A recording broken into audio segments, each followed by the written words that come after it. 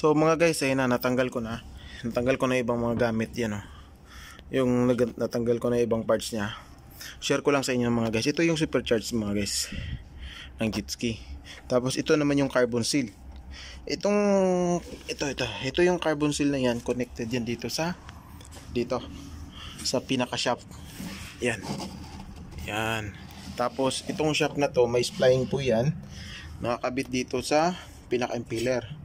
Tapos yung impeller na to, mga guys, connected sa makina. Ito po siya. Direct na po siya dito. Yan, oh. Ito na po 'yan.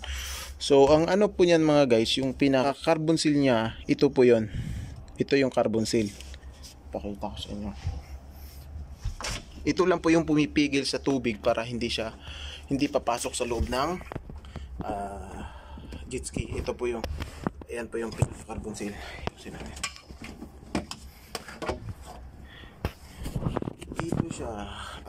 Ito siya mga guys, yung itim na to, ito. Yan po yung carbon seal. Tapos ito po yung pinaka rubber boots niya. Mga guys, yan. So, pag umikot po yung makina, ito lang dalawa yung nagkikiskisan. Itong stainless na to, ito, tsaka yung carbon seal. So, yung tubig hindi siya papasok. So, pag once na pumasok na yung tubig sa loob ng jet ski, mangyari nito, mapupuno ng tubig. So lulubog na to. So pakita ko sa inyo yung carbon seal. Yan yung carbon seal mga guys. Yan, papalitan na ng bago to. Yan. Yung itim na yan. Ayan, oh. Yan, ito yung carbon seal. So yan lang po yung pumipigil sa tubig, sa dagat, para wag siya pumasok dito. Yan. Tapos ito yung pinaka cooler. Yan. Water cooler. Ito naman yung pinaka water box. Ito yung connected yung exhaust. Yan. So ito na yung pinaka exhaust niya. Tapos ito yung pinaka water box. Yan. May tubig sa loob nito. Tapos dyan pumapasok yung pinaka exhaust ng makina. Tapos ito naman pinaka oil cooler at pinaka tubig niya sa radiator. So dalawa po siya, yung pinaka radiator. So andito yung pinaka water pump. Ito yung pinaka water pump. Ito. Yan. Tapos ang pinaka radiator, ito yung pinaka radiator mga guys. Ito mga guys, ito yung pinaka radiator. So ang gagawin natin, i-drain natin yung tubig ng radiator. Buksan natin yung coolant.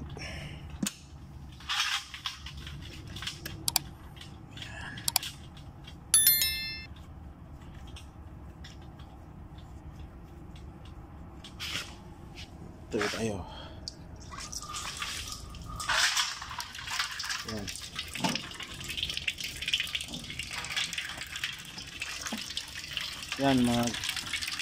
Yan mga guys, di ko muna bibitawan kasi malakas pa.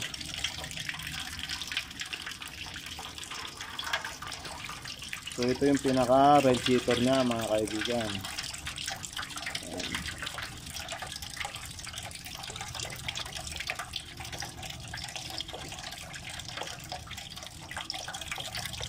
Lakas na.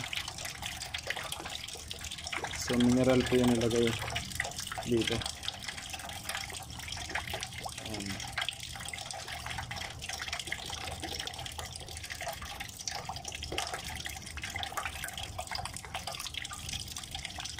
Mamaya yung shafting na yan, hugutin natin yan.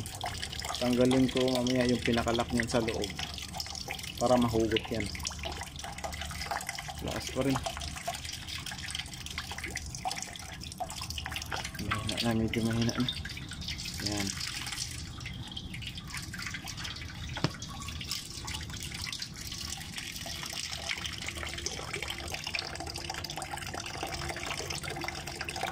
Ito naman yung motor ng reverse tsaka reverse tsaka front. Ito sa steering. Yan. Yan naman. Pag ilahin ko, liliko yan dun sa manibela. Naman. Yan. Yan. Hindi magalaw. So ito yung pinaka cable nya. Yan. So saraduhan na natin dahil wala nang laman. Yan. Saraduhan na natin. Higpitan natin para pag magsalin ulit tayo wala nang problema. Yan. Yan. So tapon natin yung tubig. So ito yan mga kaibigan, nakalas ko na yung pinaka kinating ko na yung pinaka rubber. Ayun So hiniwa ko na kasi mahirap na tanggalin Hindi ko na mahugot papuntas pa dito pa atras. So ginawa ko, kinating ko na. So ito yung pinaka carbon seal. Yan. Ito yung pinaka carbon seal. Ito lang yung pumipigil sa sa tubig. Tapos ito dito nakaganyan lang yan. Tapos tinutulak lang ang rubber. So umiikot na yung pinaka shock. Yan lang mga guys. So mga guys, ito na, natanggal na natin. Tanggal na natin yung makina doon. So yan. Tinanggalan ko siya ng dugo. Ano pala? Langis pala, tinanggalan ko ng langis. So yan. Babaklasin ko na to para makita natin kung anong problema nito.